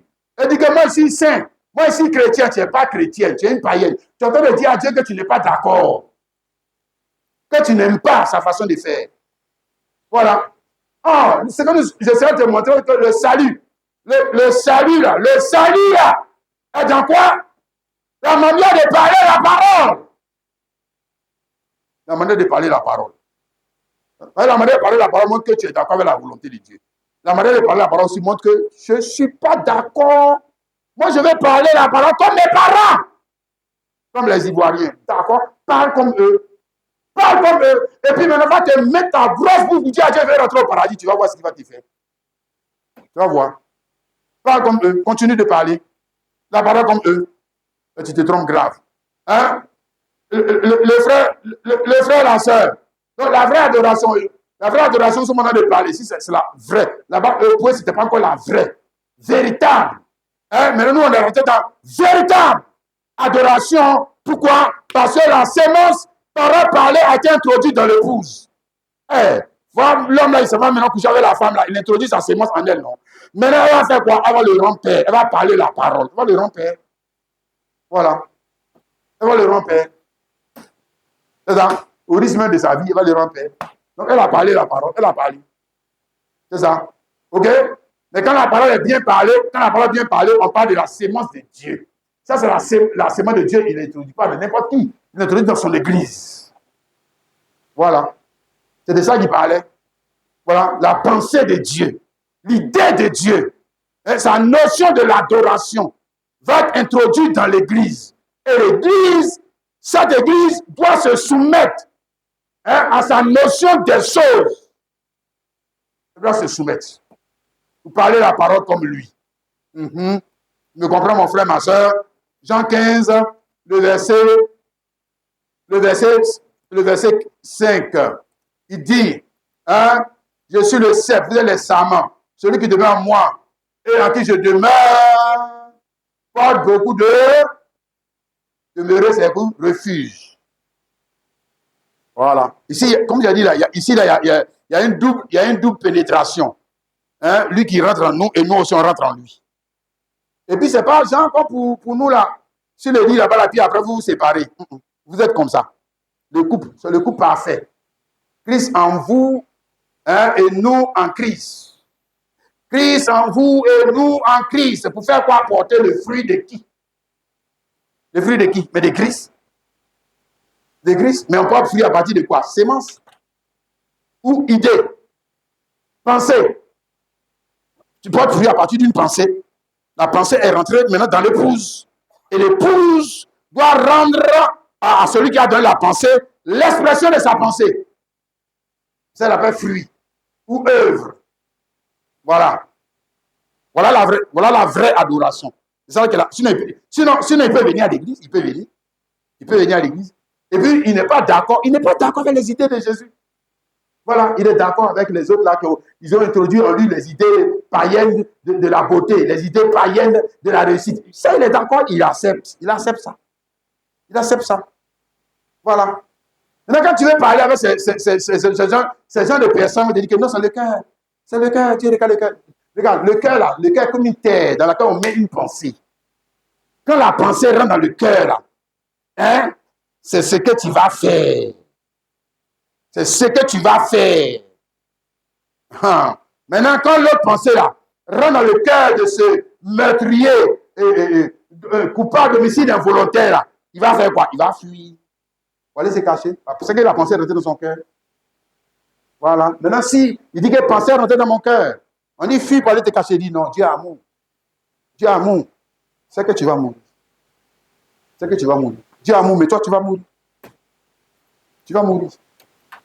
Voilà. Mais quand même, Dieu reste amour. Mais toi, tu vas mourir. Incrédule. Reste. Là, viens seulement. Viens seulement à l'église. Non. Jean 15, le verset 8. Si vous portez beaucoup de fruits, c'est ainsi que mon Père sera glorifié. Et que vous serez mes disciples. Voilà. Mais là, l'autre côté là-bas, Isaïe 8, 16, on a vu, non? Il dit mes disciples. Voilà, mes disciples. Quand la parole rentre sous sa vraie forme, on voit les disciples et puis on voit maintenant son exécution. Donc la pensée. La pensée rentre dans un homme et l'homme rentre dans cette pensée. Est-ce qu'il peut rester stérile? Aïe. Porter fruit, ça veut dire qu'il est fécond. Si ça veut dire qu'il est fécond. Parole est venue rentrer en Kwaku Daniel. Et Kwaku Daniel dit qu'il est resté dans la parole et puis il est stérile. Ouais. Bravo, menteur. Oh. Même une femme même qui est féconde, non, elle sera enceinte. Là aussi. Elle sera enceinte. Donc la parole va la mettre en travail. Oui, la pensée va la mettre en travail. Pour faire quoi? Glorifier son mari. Faire de ce monsieur père. Il sera père. T'as compris? Voilà. Ça, c'est pour... on dit quoi? C'est la version des faits de l'homme. Il faut dire qu'il y a deux versions. Ça, c'est la version des faits de l'homme. Maintenant, regardons la version de Dieu. C'est la version de Dieu. Voilà la version de Dieu. Voilà.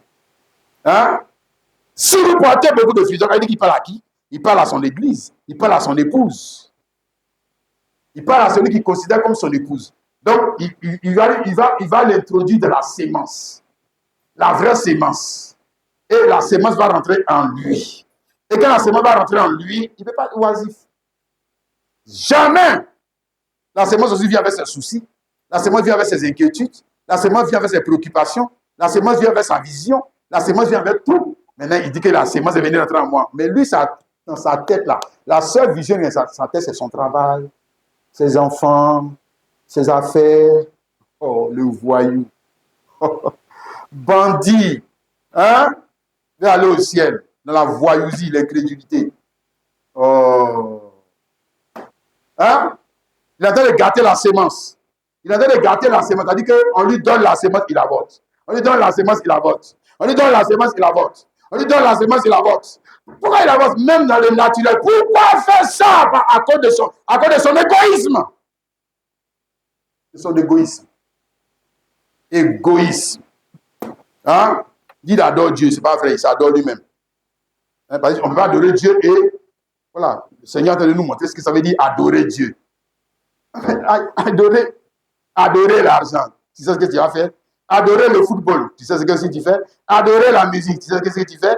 Maintenant, on dit adorer Dieu. Et puis maintenant, il ne veut pas sacrifier sa vie. Menteur. Aïe, toi aussi. Est-ce que tu vas sacrifier ta vie?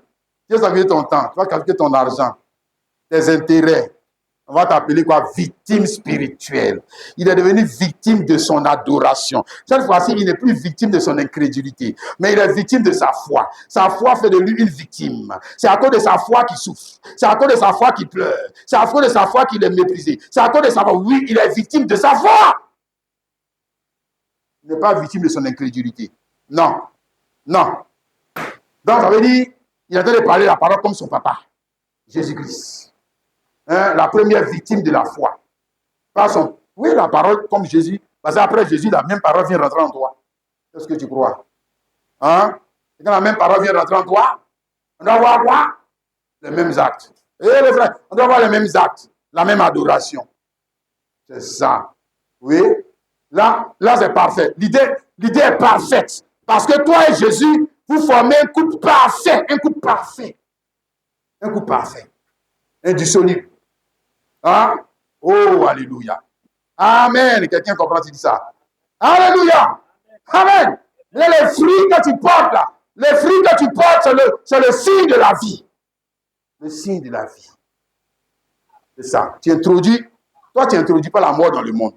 Non, tu introduis la vie. Hein? Celui qui t'écoute aura la vie. Celui qui ne t'écoute pas, il est malheureux. Il ne le sait pas. Hein? Aussi, il ne le sait pas. Lui, il croit que Jean est de Dieu. Ça veut dire que Dieu va descendre comme ça maintenant. C'est moi qui vous parle. C'est moi qui vous parle. L'incrédule, sorcier. Juste comme ça, il voit. Hein? Voilà. Il ne voit pas Christ en nous et nous en Christ. L'espérance de la gloire. Pour exprimer le mystère qui était caché en Dieu avant la fondation du monde et que personne ne connaissait. Maintenant, le mystère est venu s'introduire dans des hommes. Afin que les hommes puissent exprimer le mystère. Le mystère de quoi? Le mystère de la vie éternelle. De la vie éternelle. Alléluia. Tu as vu ça, non, mon frère, ma soeur? Amen. Ça, c'est le mystère de la vie. Maintenant, le mystère de la mort. Le mystère de la vie, puis le mystère de la mort. Le mystère de la mort, c'est quand l'homme veut introduire ses propres pensées dans les choses de Dieu. Voilà. Résultat, il va mourir. Il va mourir. Hein? Ouais, c'est pas son affaire. L'affaire, c'est pas ton affaire. C'est pas ta création. Pourquoi tu veux mettre pour toi dedans? Aïe. C'est pas pour toi. C'est lui qui a créé son film. Il a réalisé sa chose. Pour être adoré. Pour créer des adorateurs. Pourquoi toi tu veux mettre pour toi dedans? Aïe, toi aussi. Hein? Le mystère de la vie. Quand l'homme arrive à parler la parole comme Dieu a imposé pour le jour, ça, il est sauvé. Le mystère de la mort, quand l'homme refuse de parler la parole comme Dieu l'a imposé dans ce jour, mais il veut mettre lui-même son idée d'en faire des dieux là. Et là, hein, tu connais non? Exode 32. Exode 32, comment? On ne va pas le lire. Exode 32, le verset 4 à 7. Hein? Les enfants d'Israël ont fait le veau en or. Ils ont introduit leur propre notion de l'éternel Dieu. Ils ont introduit leur propre notion de l'adoration. Ils sont morts. Regarde, ils ne sont pas morts. Ils ne sont pas morts parce qu'ils étaient allés braquer une banque. Bon, si on peut mourir quand on va braquer une banque. Hein? Ils sont venus adorer. Regarde, il a lu ça, il dit, paix. Faisons attention. Regarde, ils sont venus adorer. Ils sont morts en voulant adorer Dieu. Il faut bien lire ça. Il faut bien lire ta Bible. Si on peut mourir sans vouloir adorer Dieu. Donc, on ne meurt pas seulement On ne met pas seulement parce qu'on est féticheur. On ne met pas seulement parce qu'on est adultère. On ne met pas seulement parce qu'on est voleur. On ne met pas seulement parce que... On meurt aussi dans l'adoration de Dieu. Mais pourquoi on meurt dans l'adoration de Dieu? Parce que l'homme veut introduire son idée dans l'adoration de Dieu. Normalement, il doit être sauvé. Hein? Normalement, il doit avoir la vie. Mais là où il doit avoir la vie, il meurt. Il meurt. Et puis il est mort dans l'église. Dans l'église, il est mort. Oui. Il ne faut pas te mentir. Hein? Le frère et la sœur. As-tu vu ça, mon frère chrétien? Alléluia! Bien. Et nous avons vu le dimanche dernier que la mort, la notion de la mort, la première notion de la mort est dans l'église. Oui. La première notion de la mort est dans l'église. La première notion de la mort n'est pas seulement dans le monde. La première notion de la mort est dans l'église. Pourquoi? Parce que les hommes ont introduit leur propre notion de l'adoration dans l'adoration de Dieu. Les hommes ont fait ça. Leur propre manière de s'habiller, leur propre manière de croire, leur propre manière de vivre, leur propre manière de faire. Ils ont créé, comment on va dire ça? Ils ont créé une vie chrétienne chic.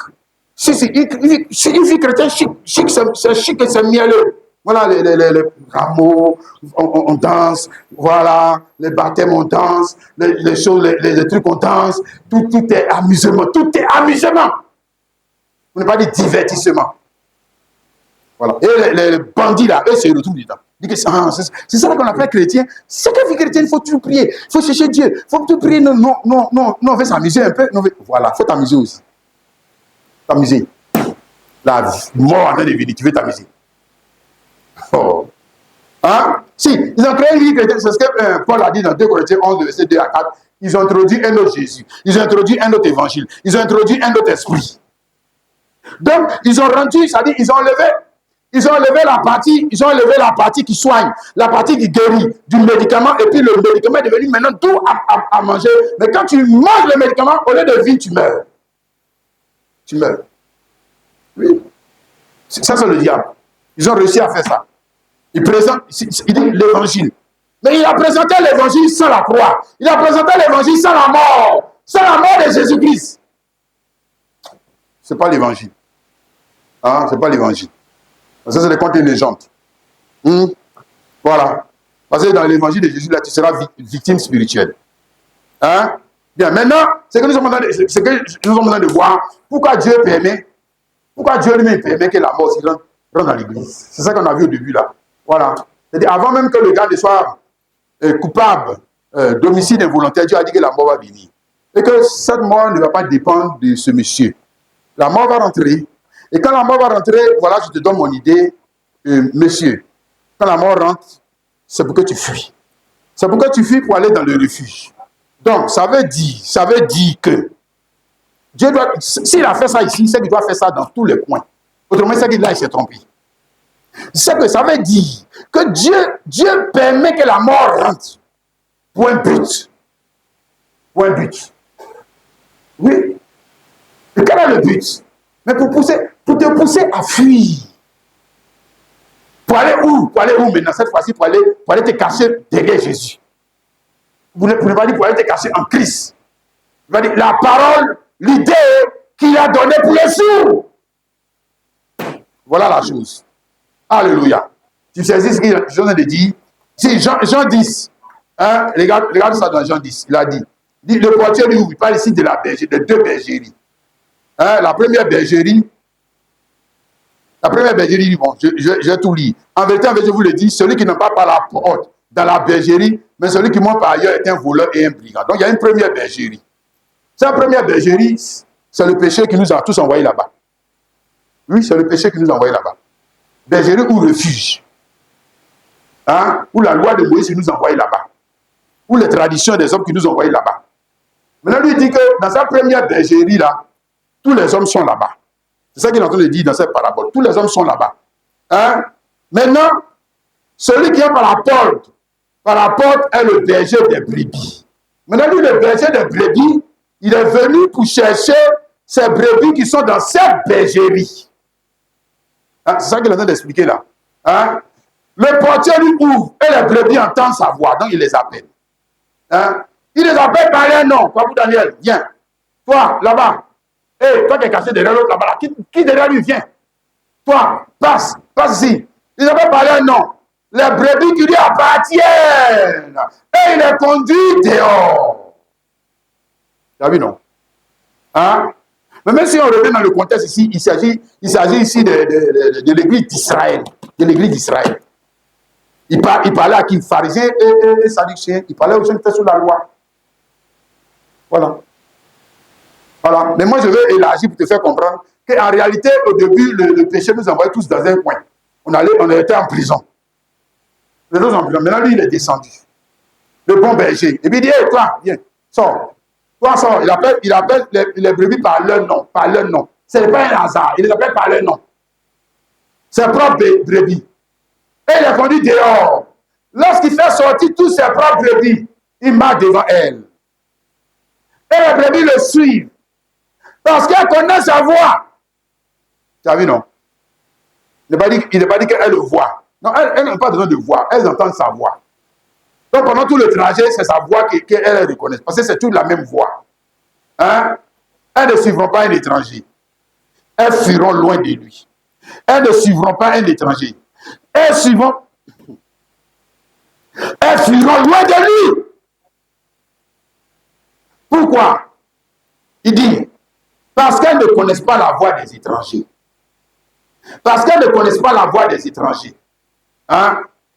6. Jésus a dit cette parabole, donc c'était une parabole.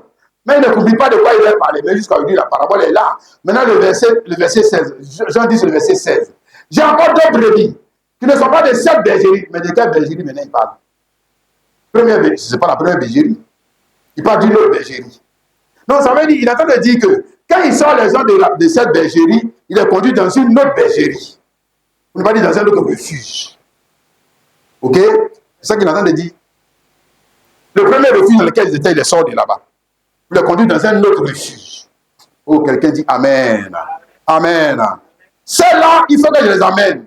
Elles entendront ma voix. Il y aura un seul troupeau, un seul berger, et bien sûr, une seule bergerie. Une bergerie. Il va dire un seul refuge, dans lequel tout le monde est venu. Et cette bergerie-là, il parle de quoi? Il parle de son église. Il parle de son église. Matthieu 16, 18, hein, je bâtirai mon église et les portes du Seigneur de mort ne peuvent pas prévaloir contre elle. Donc ça veut dire que si les portes du Seigneur de mort ne peuvent pas prévaloir contre son église, contre ce lieu de refuge, ça veut dire que c'est le seul endroit où on peut échapper à la mort. C'est le seul endroit où on peut échapper à la mort. Maintenant, question. Pourquoi c'est le seul endroit où on peut échapper à la mort? Mais parce que c'est le seul endroit où Dieu lui-même allait se cacher. Oui. La bergerie dont lui parle là, ce n'est pas seulement les hommes qui sont là-bas. Dieu lui-même est là-bas. Dieu aussi est là-bas. Donc sur terre, il y a un endroit où Dieu est. Où c'est l'endroit où Dieu est allé se cacher là. Fuis. Toi aussi, va te cacher là-bas. C'est ça. Quelqu'un a compris ça, tu dis Amen. Alléluia. Alors que dans le premier refuge, on a vu que quand le gars était dans le refuge, il était privé de sa maison. Il était privé de son champ. Il était privé de tout. Mieux, il était privé de Dieu. Dieu n'est pas là-bas. Voilà. Dieu n'est pas là-bas. Non, Dieu n'est pas dans son refuge. Dieu n'est pas là-bas. Non, il était privé de Dieu. Donc, il fallait le sortir de cette refuge pour l'emmener maintenant dans le refuge où Dieu lui-même est. Dieu est dans le refuge. Et puisque Dieu est dans le refuge, il manque de quoi? Il manque de quoi? Si Dieu est dans le refuge, il va manquer de quoi? Voilà. Hein? Si Dieu est dans le refuge, où tu allais te cacher là, si Dieu est là-bas, toi, tu vas manquer de quoi? C'est lui qui crée. Même s'il n'y en a pas, il va créer. Tu peux manquer de quoi? Hein? Le frère et la soeur. C'est-à-dire, il te montre l'intelligence, où tu dois aller te cacher là. Il faut que ce soit l'endroit où Dieu lui-même a prévu se cacher dans le jour. Et si tu allais te cacher là où Dieu lui-même a prévu se cacher dans le jour, tu ne manqueras de rien. Tu ne manqueras de rien. Alléluia! Amen! C'est ça que nous avons un type avec Noé. Noé, les animaux sont venus. Hein? Tout le monde est venu.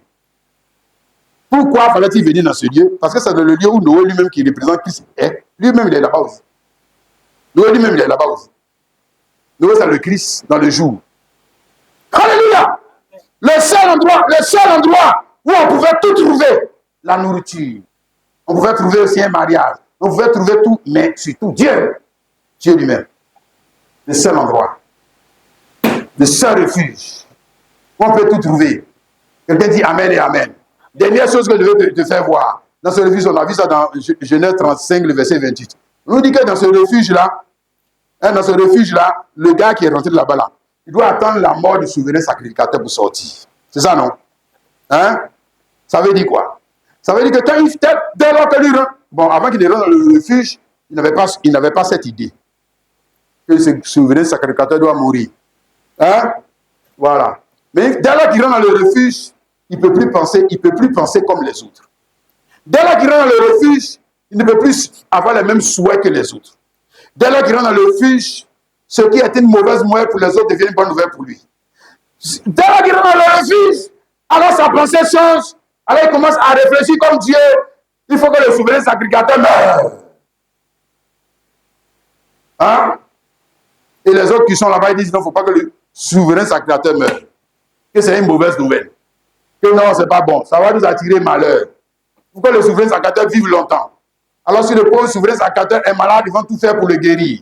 Ils vont tout faire pour le soigner. Mais lui qui est là, dans ce refuge, lui dans sa tête, il réfléchit, il dit, mais vous êtes malade, laissez le gars mourir. Moi, je vais sortir de ce lieu. Parce que je vais te montrer que dès lors que tu rentres dans le refuge, ta manière de penser change. Oui. Je dis, si tu es dans le refuge de Christ, et puis tes idées n'ont pas changé, c'est que tu étais allé vers le refuge, tu n'es pas rentré. Tu n'es pas rentré. C'est que tu n'es pas rentré. Hein? Non, tu seras renouvelé dans ton intelligence. Tu ne peux pas parler comme ceux qui sont dehors. Tu ne peux pas souhaiter les autres choses comme ceux qui sont dehors. Tu ne peux pas appeler les choses comme ceux qui sont dehors. Tu ne peux pas qualifier les choses comme ceux qui sont dehors. Tu as ta façon de qualifier les choses.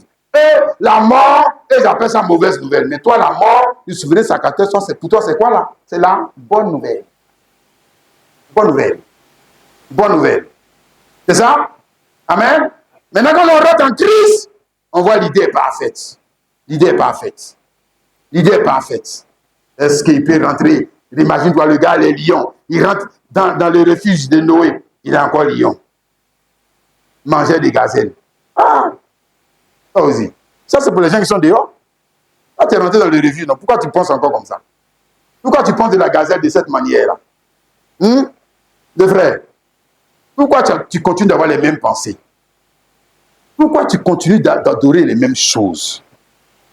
Pourquoi tu continues de dire la même parole alors que tu me dis que tu es chrétien?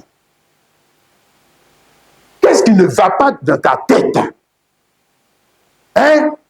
Tu n'as jamais lu la Bible. Tu n'as pas vu que quand un homme rentre dans le refuge, il ne peut plus avoir les mêmes pensées. Tu ne sais pas ça? Que sa pensée change parce que le refuge, les idées de Dieu sont rentrées en lui. Et Dieu ne pense pas comme les hommes. Hein?